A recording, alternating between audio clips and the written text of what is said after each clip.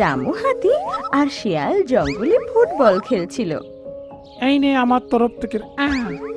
শিয়াল কিক মারে আর রামু হাতি বড় সহজে নিজের সুর দিয়ে সেটা আটকেও দেয়। হয়ে গেছে তোর, এবার দেখ আমার শট।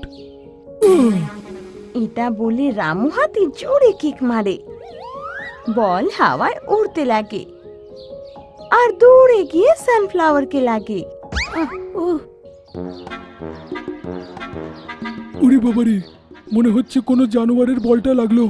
হ্যাঁ, সিংহ জানতে পারলে হেভি চালাবে। এটা ভেবে দুজনে ওখান থেকে পালিয়ে যায়।